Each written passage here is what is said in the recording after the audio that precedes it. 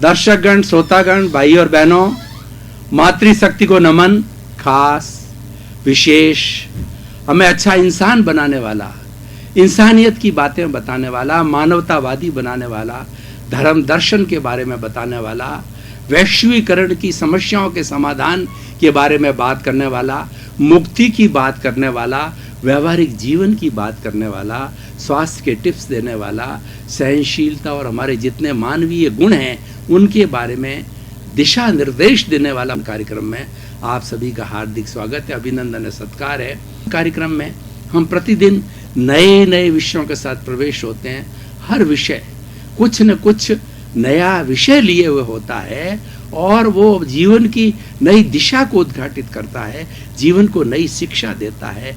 तो आज हमारा एक विशाल दार्शनिक विषय हम आपके सामने लेकर प्रस्तुत हो रहे हैं। आज का हमारा विषय है मुक्ति। मुक्ति की बात है हमारी। तो देखना हम ये है कि मुक्ति और बंधन ये दोनों एक सिक्के के पहलू है, और मुक्ति तभी हो सकती है जब हम बंधन से मुक्त होते हैं। और बंधन क्या है और मुक्ति मार्ग क्या है, ये हमें देखना है। बंधन का अर्थ होता है अटैचमेंट, लालसा, तृष्णा, ग्रीड, लोभ। ये सारे अटैचमेंट है जो कि हमें बांधे रखते हैं, और इसी का नाम बंधन है। मैं और मेरा सबसे बड़ा बंधन है। अगर आपने अपने शरीर को मैं माना है और मेरे सारे रिश्ते माने हैं, जितने भी संबंध है, रिश्ते हैं, परिवार है और जितनी भी धन संपत्ति है, उसको अपन ने अगर मेरा मान रखा है, वो कर्ता भाव है, वो सबसे बड़ा बंधन का कारण है। और उसी कर्ता भाव के कारण मुक्ति संभव नहीं है। तो मुक्ति प्राप्त करने के लिए हमें अकर्ता भाव की तरफ आना पड़ेगा, हमें भीतरी जगत के अंदर जाना पड़ेगा। आज का विषय प्योरली दार्शनिक विषय है कि हम इन बंधनों से कैसे मुक्त हो। जो जन्म जन्मांतर के अंदर हम बंधन लेकर के चल रहे हैं और 84 लाख जीवा योनि के अंदर भटकते रहते हैं, उन सबको भटकने वाला है अज्ञान, जिसको अविद्या कहा जाता है, जिसको मिथ्यात्व कहा जाता है। वह हमें भटकाता है और वही बंधन है। उस बंधन से जो ही हम मुक्त हुए तो हमें मुक्ति मार्ग मिल जाता है। तो आज का हमारा विषय जो मुक्ति मार्ग की जो बात है, वो हमें देखना है कि कौन कौन सी बंधन है जो हमें भटकाता है। देखिए, सबसे बड़ा बंधन है मैं और मेरा। ये शरीर मेरा है, ये घर मेरा है, ये परिवार मेरा है, ये बाल बच्चे मेरे हैं, ये धन संपत्ति मेरी है, और मैं बड़ा अफसर हूँ, मैं राजनीतिज्ञ हूँ, मैं माता हूँ, मैं पिता हूँ, मैं दार्शनिक हूँ, मैं संत हूँ, मैं महात्मा हूँ। ये जितने विशेषण हैं, ये सब मैं और मेरा की परिभाषा में आते हैं और ये कर्ता भाव को पैदा करते हैं। और जब हम इनसे परे होकर के ये सोचते हैं मैं कौन हूँ, मेरा निज स्वरूप क्या है, तो हमें पता चलता है कि मेरा निज स्वरूप है वो शुद्ध आत्मा है। मेरे भीतर विराजमान जो आत्मा है वो शुद्ध आत्मा भगवान है, और वह शुद्ध आत्मा भगवान इन 84 लाख जीवा योनि प्राणियों के अंदर जो विराजमान है, सबका एक सा है, जिसमें कोई अंतर नहीं है। कितनी बड़ी विचित्रता है। अद्वैत कितना महान है कि अद्वैत के अंदर कोई भिन्नता नहीं, सबका एक ही है। इसलिए कहा गया है कि जे एगे जाने ते सब्बे जाने, जे सब्बे जाने ते एगे जाने। जिसने एक आत्म तत्व को जान लिया उसने पूरे ब्रह्मांड को जान लिया, और जिसने पूरे ब्रह्मांड को जान लिया उसने एक आत्म तत्व को जान लिया। इतना महत्वपूर्ण आत्म तत्व है जिसके अंदर कोई भेद नहीं है। कीड़ा मकोड़ा, हाथी, ऊंट, मनुष्य, नरक गति, तिर्यंज गति, मनुष्य गति, देश गति, पशु, मनुष्य, औरत, ये सारे सब में विराजमान जो आत्मा है, जिसको हम शुद्ध आत्मा भगवान कहते हैं, वो उनमें कोई अंतर नहीं है। और ये अंतर सारा है वह द्वैत का है। द्वैत क्या है कि हमारा शरीर और आत्मा, ये दोनों द्वैत है। और ये शरीर जो अलग अलग धारण किए जाते हैं, ये कर्मों के बोझ के कारण होते हैं। हर जीव का अपना अपना अलग अलग कर्म होता है और उसी कर्म के अनुरूप ही जो है अलग अलग शरीर मिलता है। और वही भिन्नता हमें जो है इन 84 लाख जीवा योनि प्राणियों के अंदर प्राप्त होती है। उसी के अनुरूप ही वो अपना जीवन, उसका डिजाइन हो जाता है और उसके अनुरूप ही वो अपने कर्मों का भोग करता है। जो उसने अर्जन किया है वो उसको वापस भोग करता रहता है।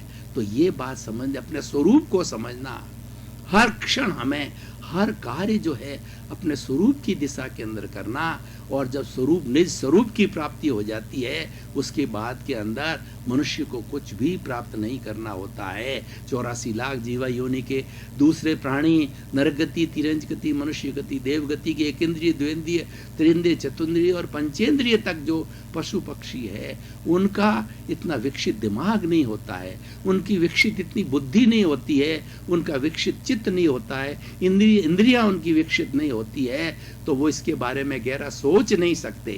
केवल सोचने वाला एक प्राणी है, वो मनुष्य है। वो बहुत गहराई में जा सकता है और इस तत्व की बहुत बड़ी खोज कर सकता है, शोध कर सकता है। मैं कौन हूँ, मैं कहाँ से आया हूँ और मुझे कहाँ जाना है, इसके बारे में वो चिंतन करता है तो उसको पता चल जाता है कि मैं शुद्ध आत्मा भगवान स्वरूप हूँ और मैं 84 लाख जीवा योनि से भटकता हुआ आया हूँ और मुझे मुक्ति की ओर जाना है, मुक्ति मार्ग को प्राप्त करना है। निज स्वरूप को प्राप्त करने का अर्थ हुआ कि मुक्ति मार्ग को प्राप्त कर लिया। और मुक्ति मार्ग प्राप्त होने के बाद में कुछ भी प्राप्त करना शेष नहीं होता है। और जितना ही देखिए, मैं और मेरापन जो है, मैं शुद्ध रूप में अगर मैं को आप लो तो मैं शुद्ध आत्मा हूँ। ये मैं की सही परिभाषा हो गई, ये मैं की सही पहचान हो गई और यही सम्यक तो है और ये राइट विजन है और ये ही राइट बिलीफ है। और रॉन्ग बिलीफ कहाँ से प्रारंभ होती है? मैं शरीर हूँ, ये शरीर मेरा है, ये घर मेरा है। हम अटैचमेंट्स कर देते हैं, ये सारे अटैचमेंट है वो मैं और मेरापन के साथ में जकड़े रहते हैं और जकड़े रहने से हमें मुक्ति मार्ग नहीं मिलता है। तो भाई और बहनों, दर्शकगण, श्रोतागण, मुक्ति मार्ग को प्राप्त करने के लिए हमें मैं और मेरा को समाप्त करना है। देखिए, मैं आपको कुछ उदाहरण देना चाहूँगा। मान लीजिए आपका मकान है बहुत अच्छा, विशाल जो है वो मकान जो है एक महल की तरह है।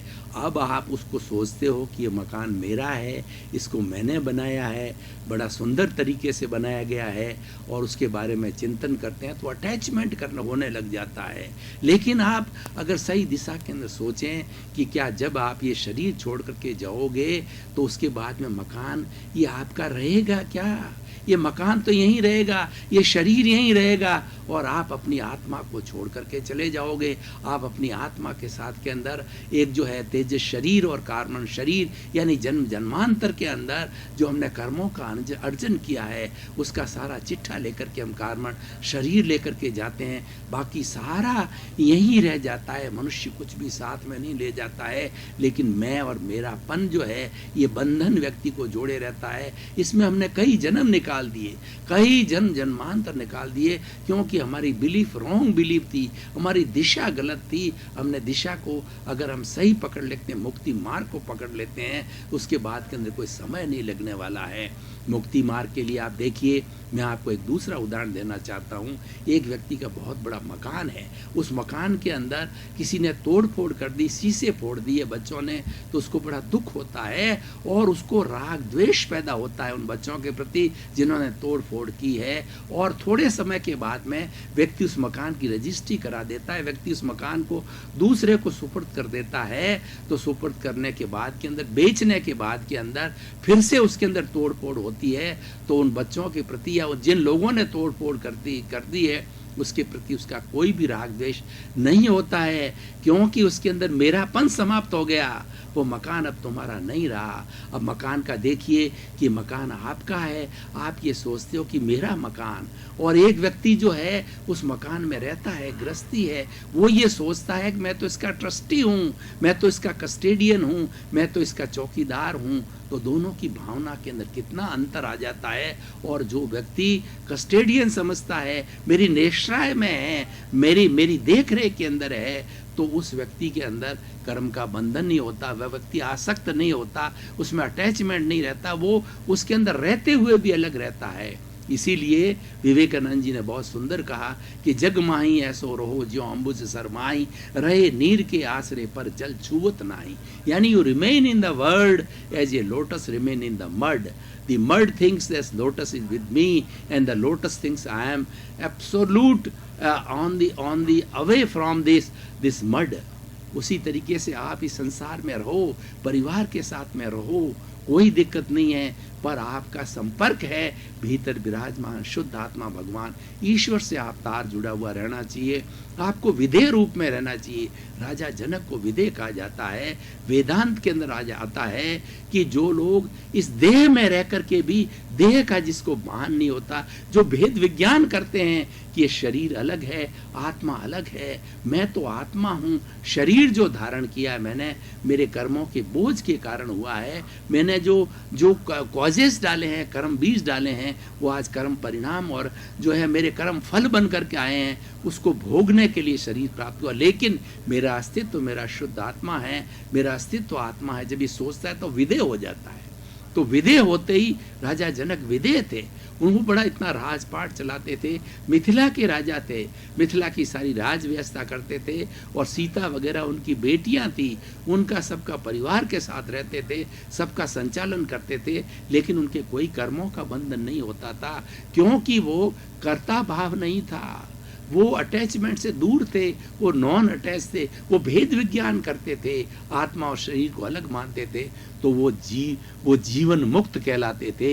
और ऐसा व्यक्ति जो विधेय होता है, जीवन मुक्त होता है, वह जब इस शरीर को छोड़ देता है तो वो जीव मुक्त हो जाता है, वो मुक्ति को प्राप्त हो जाता है। बंधुओं, हमारी भारतीय संस्कृति के अंदर जो सबसे चतुर्थ पुरुषार्थ की जो संस्कृति, जिसमें काम अर्थ धर्म और मोक्ष की बात कही गई है, उसके अंदर सबसे बड़ा हमारा जो साध्य है वो मुक्ति है। और मुक्ति को प्राप्त होने के बाद के अंदर हमारी आत्मा सिद्ध बुद्ध मुक्त बन जाती है। और 84 लाख जीवा योनि के अंदर जो भटकन की जो सबसे बड़ी समस्या है, जो सबसे बड़ा दुख का कारण है, उस कारण से हम दूर हो जाते हैं।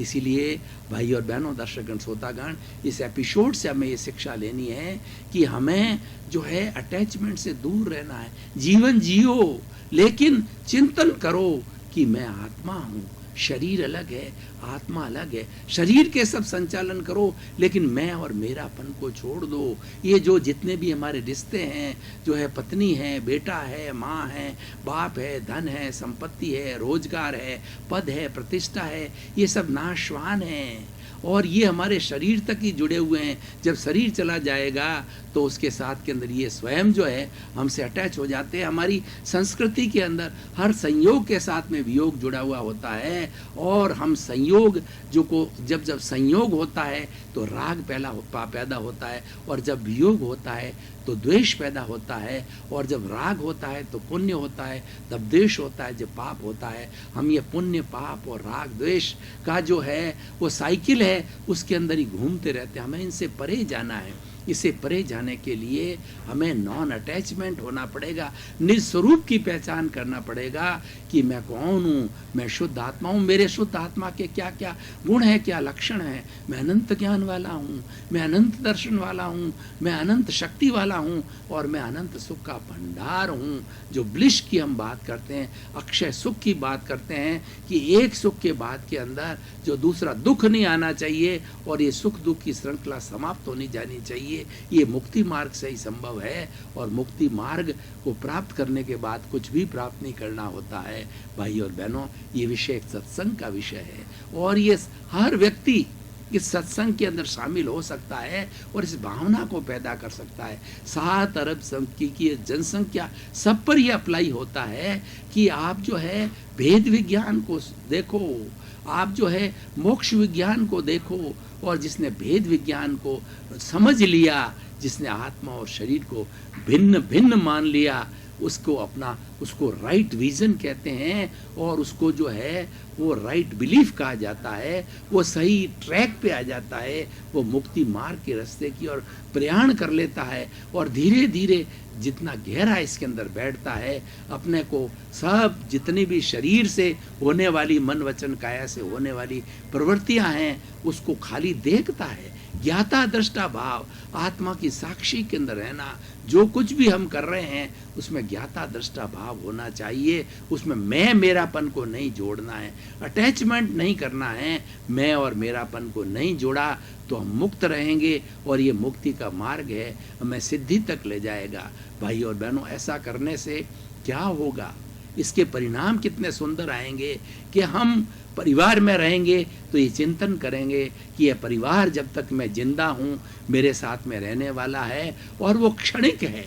60 साल, 70 साल, 90 साल, 100 साल, जितने साल जीऊंगा, ये परिवार, ये धन संपत्ति, ये व्यवसाय, ये प्रतिष्ठा, सब मेरे साथ में उतने समय तक ही रहनी है। ये अविनाशी है, ये विनाशी है, लेकिन मैं तो एक अविनाशी तत्व हूँ जो कि भीतर बैठा है, आत्मा है। उसकी साक्षी रहिए, उसके ज्ञाता दृष्टा में रख रहिए। साक्षी भाव से हमारे कर्मों का बंधन नहीं होता है, और जो व्यक्ति जितना जितना साक्षी भाव में होता है वो संवर की स्थिति होती है। और हमारे विज्ञानी, हमारे जो है वो दार्शनिक भाषा में बात करें तो उसमें निर्जरा होती है। हमारे भीतर जो हम कर्म रज इकट्ठी करके लाए हैं, कार्मण शरीर जिससे बना है, 8 कर्म जिससे बना है, वो कर्म जो है वो निज स्वरूप को देखते देखते, मात्र देखते देखते, राग द्वेष से दूर होकर के, मैं मेरापन से दूर होकर के जो ही व्यक्ति उसको देखने लग जाता है तो वो कर्म रज धीरे धीरे शिथिल हो जाती है। कर्म शरीर से, जिसको निर्जरा बोला जाता है, जिसको शुद्धिकरण कहा जाता है, और धीरे धीरे निर्जरा होते होते संपूर्ण निर्जरा हो जाती है। तो जो हमारा कार्मण शरीर है, पौद्गलिक है, जो पुद्गल इस आत्मा के साथ में विनाश अविनाशी के साथ में जो विनाशी तत्व पुद्गल जुड़ा हुआ था, वो धीरे धीरे जो जब उसको पहचान हो जाती है अविनाशी तत्व की, और उस स्वरूप के अंदर रहने लग जाता है, उसमें अवस्थित हो जाता है, तो उसको हम स्वास्थ्य कहते हैं। स्वास्थ्य का अर्थ होता है स्व प्लस अवस्थ, स्व में अवस्थित होना। स्व क्या है? वो मैं आत्मा हूँ, ये स्व है, उसमें अवस्थित हो जाना है, और उसमें अवस्थित हो जाने के बाद में निस्वरूप की प्राप्ति हो जाती है। व्यक्ति हर वक्त प्रसन्नता में होता है, और हर वक्त प्रसन्नता के अंदर रहता है, और उस व्यक्ति को कितना ही दुख आए, दुख के अंदर वो कभी भी दुखी नहीं होता है, और अपने आप को मुक्त महसूस करता है। शरीर में रहते हुए, परिवार में रहते हुए, सांसारिक जीवन यापन करते हुए, अपना सारा कार्य करते हुए, चाहे बिजनेस करे, चाहे नेता हो, चाहे वकील हो, चाहे इंजीनियर हो, चाहे डॉक्टर हो, कोई भी कार्य करता हो, उसमें रहता हुआ अपने आप को मुक्त समझता है, क्योंकि वो समझता है कि ये तो मेरा कर्म है, और मेरे को निष्काम कर्म समझ करके, गीता की भाषा में बात करें तो निष्काम कर्म होता है कि हम उसको अपना फर्ज समझ के करें, कर्तव्य समझ के करें, और मेरा जो कर्म उदय आया वो मुझे करवा रहा है। और उसके साथ में अगर कोई व्यक्ति हमारे साथ बुरा भी करता है, उसको मात्र निमित्त भाव समझना, तो उसको मात्र समझेंगे, निमित्त समझेंगे कि ये जो कुछ भी मेरे साथ अनिष्ट कर रहा है, वो किसी न किसी समय के अंदर मैंने इसके साथ अनिष्ट किया है। जो कर्म बीज डाला है, जो कॉज डाला है, वो आज कर्म फल, कर्म परिणाम बन करके मेरे साथ में आया। वो मेरा हिसाब है जो चुकता कर रहा है। इस भावना से हम जो है धीरे धीरे आगे बढ़ेंगे तो मुक्ति मार्ग दूर नहीं है। और भाई और बहनों, दर्शकगण, श्रोतागण, मनुष्य जीवन के लिए मुक्ति मार्ग एक सुंदर अवस्था है। मुक्ति मार्ग की बात करना, मुक्त होना मनुष्य ही हो सकता है। बिना मनुष्य के इस 84 लाख जीवा योनि का कोई भी प्राणी मुक्त नहीं हो सकता है। इसीलिए हमेशा भावना भावो। दर्शकगण, श्रोतागण, भाई और बहनों, आपका बहुत बहुत धन्यवाद। आप कार्यक्रम बराबर देखते रहिए। कार्यक्रम में बहुत मानसिक शांति के एपिसोड्स आते हैं, और सत्संग के एपिसोड आते हैं, हमारे जीवन की दिशा को बदलने वाले आते हैं। हमें बहुत बड़ा आत्मा का ज्ञान मिलता है, आत्मा का खजाना मिलता है। लोगों को प्रोत्साहित करते रहिए। कार्यक्रम आज उन्नति की ओर जा रहा है। उसका कारण यह है कि आप कार्यक्रम की आत्मा हो, आप देखते हो, लोगों को प्रोत्साहन करते समझते हो। देखते रहिए। तो आपके प्रति मंगल भावना, शुभकामना, आपका जीवन आनंदमय मंगलमय हो और आप मुक्ति की ओर प्रयाण करें।